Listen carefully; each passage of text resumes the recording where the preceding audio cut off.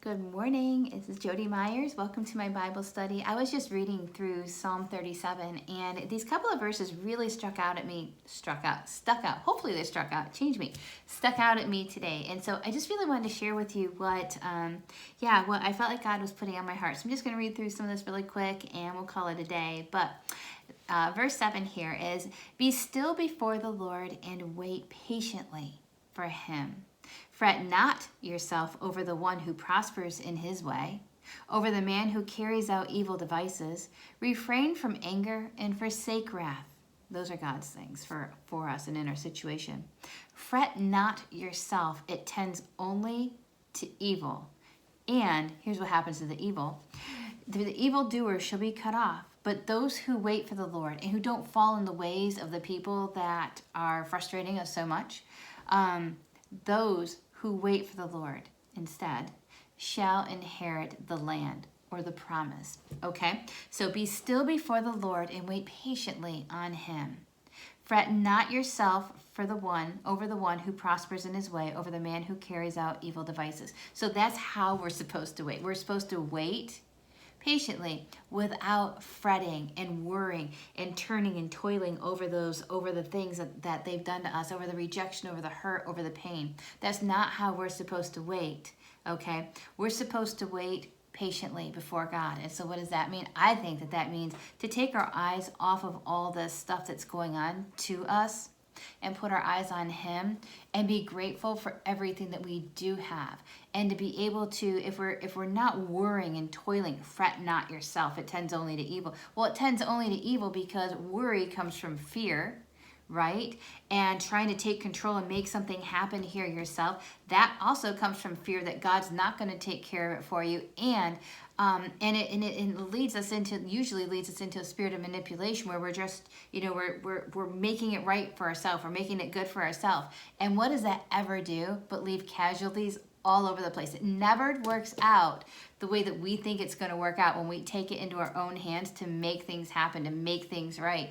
But when we step back from these things that have been done to us, these horrible things sometimes that have been done to us, and we shift our focus to God and his word, so obviously that means you're going to have to get in here and see what it is that he actually has promised you, and what he has to say to you, and who you are, and how much he loves you, and that he will vindicate you.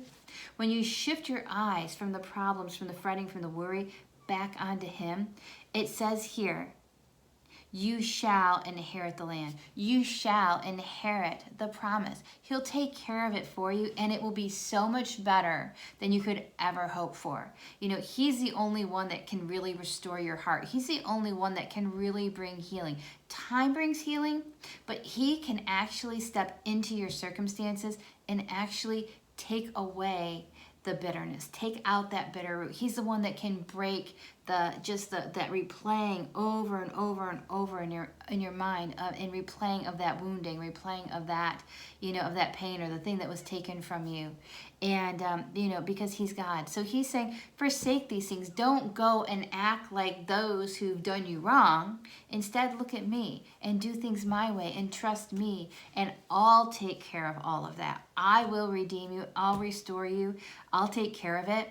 But come with me and look at me, spend time with me, and walk in my ways, and let that go and leave that to me. They're my problem. They're not your problem. You can't fix them. You can't change them. You can't solve them. But I can, he says. Okay, so anyway, that just really struck me. Like, what happens when when those things happen to us, and we're unwilling to wait and get quiet with God, and patient, and let him lead us step by step through a process that's going to bless us and bring healing to us. And even though we were wronged, he's going to take care of it because we keep our eyes on him. He blesses the faithful, and he blesses those who trust in the Lord will lack no good thing, it says. Okay, so I'm just going to read to you a few things that I jotted down here as I went through this morning. You've got to get still and quiet your mind when issues arise, so you're not moving forward in your own will, in your own way. That's pride, by the way. God always has the best way to handle things, and if you truly get quiet, he'll show you what that is. We've got to break the habit of reacting to everything that happens and then making emotional decisions which simply lead to more pain.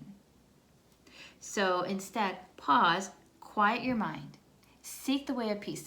You know when you're doing something you shouldn't be doing. You know when you're reacting, when you're not listening, because in your heart there's like this conflict in here. And if you really quiet yourself, you think about if I do this, and then notice how you feel, versus think about if I do this, how do you feel? That is finding the way of peace. That is seeking the way of peace. And the one that feels peaceful, the one that feels right, that doesn't have this like feeling in it, that's the one that you go with. And as you do, God will take care of everything else, and you're going to come out on top. No matter what, you're going to come out on top. That's his promise. It's what I've seen over and over and over. It's what's written here in the scriptures, person after person after person after person. Like, these are the stories, and the testimony's always the same. God always takes care of his loved ones. So seek the way of peace in your heart, and you'll know which way to go. And then when you do, it will likely turn out even better than you could have hoped.